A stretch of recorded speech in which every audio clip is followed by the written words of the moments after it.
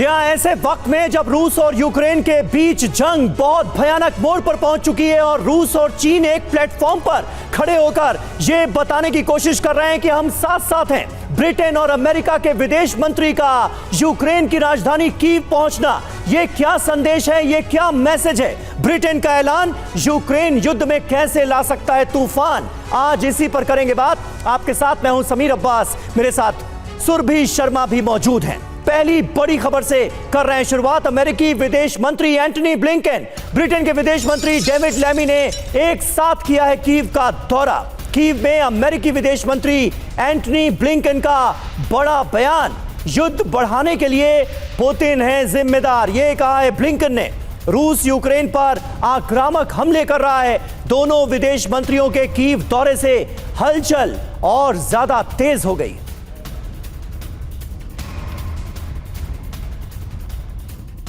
और अब यूक्रेन को लेकर ब्रिटेन के बहुत बड़े फैसले को लेकर खबर है, क्योंकि यूक्रेन को लंबी दूरी के हमलों की अनुमति की बात कही जा रही है। ब्रिटेन के अधिकारियों के हवाले से यह खबर आ रही है और यूक्रेन को स्टॉर्म शैडो मिसाइल की इजाजत मिली। आपको बता दें, रूस के खिलाफ स्टॉर्म शैडो मिसाइल का इस्तेमाल किया जा सकता है और इसकी इस वक्त इजाजत मिलने का मतलब क्या है, क्योंकि फिलहाल आपको बता दें कि यहां गार्जियन के हवाले से यह बड़ी खबर सामने आ रही है कि यूक्रेन को लंबी दूरी के हमलों की अनुमति मिल गई है और ब्रिटेन के अधिकारियों के हवाले से यह खबर सामने आई है। और अहम खबर है, यूक्रेन को 100 मिसाइलें देने जा रहा है ब्रिटेन। ब्रिटेन के विदेश मंत्री लैमी ने कर दिया इसका ऐलान। इसी साल 100 एयर डिफेंस मिसाइल ब्रिटेन से मिलेंगी यूक्रेन को। कीव में ज्वाइंट प्रेस कॉन्फ्रेंस में बाकायदा लैमी की तरफ से इसकी घोषणा कर दी गई। तो यूक्रेन को ब्रह्मास्त्र की दरअसल मिल गई है इजाजत। इसके मायने क्या है समझिए। जेलेंस्की को लॉन्ग रेंज मिसाइल दी गई है अटैक की इजाजत के साथ। ब्रिटेन के अधिकारियों के हवाले से यह बड़ी खबर सामने आ रही। रूस पर लॉन्ग रेंज मिसाइल से अब यूक्रेन के हमले मुमकिन हैं। यूक्रेन को स्टॉर्म शैडो मिसाइल दे रहा है ब्रिटेन। अब रूस पर स्टॉर्म शैडो का इस्तेमाल होगा, इसके पूरे आसार हैं। जेलेंस्की की लंबे समय से हमले की अनुमति की मांग के बारे में आप सुन रहे होंगे, अब उनकी मांग मान ली गई है। हालांकि सवाल इसमें अभी भी यही बना हुआ है समीर कि आखिर अमेरिका का रुख है क्या, क्योंकि अमेरिका के सामने लॉन्ग रेंज मिसाइल्स की डिमांड इतने समय से रखी जा रही है और अमेरिका का ही रुख अभी तक साफ नहीं रहा है, क्योंकि लॉन्ग रेंज अटैक पर अमेरिकी नीति अभी तक पूरी तरह से स्पष्ट नहीं हो पाई है। वजह है उसकी रिस्ट्रिक्शंस। बाइडेन प्रशासन से अभी तक इजाजत भी नहीं मिली है और कीव में भी ब्लिंकन ने खुलकर नहीं बोला है। हालांकि सवाल पूछने पर भी टिप्पणी नहीं की गई है। सवाल यहां पर उनसे किया जा रहा था कि आखिर किस तरीके से ईरान की तरफ से मदद रशिया को मिल रही है। ऐसे में लॉन्ग रेंज मिसाइल्स की डिमांड और उसकी अनुमति को लेकर अमेरिका आखिर क्यों अभी तक रिस्ट्रिक्शंस को लेकर फैसला सामने नहीं रख रहा है, यही इस वक्त का सबसे बड़ा सवाल है। समीर जी हाँ, और इस वक्त हमारे साथ कई खास मेहमान जुड़ चुके हैं, उनसे आपका तारुफ करा दें। लेफ्टिनेंट जनरल वीके चतुर्वेदी साहब हमारे साथ मौजूद हैं। ग्रुप कैप्टन जीके पांडे साहब हमारे साथ मौजूद हैं। निनाद सेठ भी मुझे स्क्रीन पर नजर आ रहे हैं, विदेश मामलों के जानकार हैं। और हमारे सहयोगी सुमित चौधरी हमारे साथ बने हुए हैं।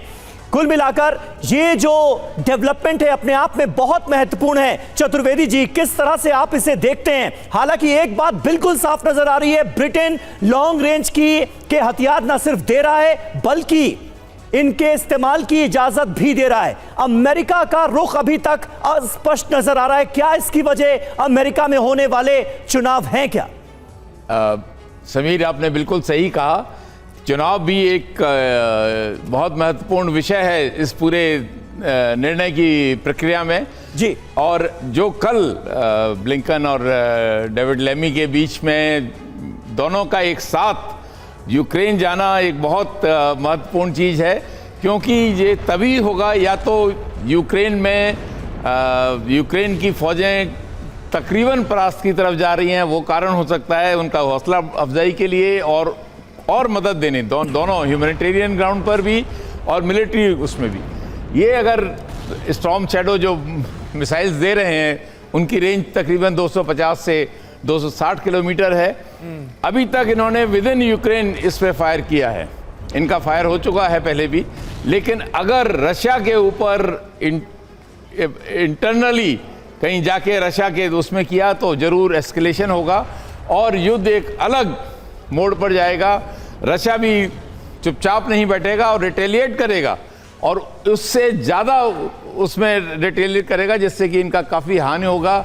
एक्चुअल में जो मैं समझता हूँ जो नुकसान होगा वो मिलिट्री के अलावा जो वहाँ पे रहने वाले हैं मानवीय नुकसान बहुत ज़्यादा होगा, और जिसका मैं समझता हूँ कि इस वक्त इस चतुर्वेदी सर, इसकी एक पहलू पर अभी हमने चर्चा की है। क्या आगे वजह यह भी हो सकती है कि अमेरिका को लगता है कि अगर नीदरलैंड इस तरीके का बयान देता है कि खुली छूट मिलनी चाहिए लॉन्ग रेंज मिसाइल के इस्तेमाल पर, ब्रिटेन इस तरीके से इसके समर्थन में है, तो कहीं नेटो देश भी सीधे तौर पर इस युद्ध में शामिल ना हो जाए? क्योंकि रशिया अगर रिएक्ट करेगा तो नेटो भी उसके निशाने पर रहेगा।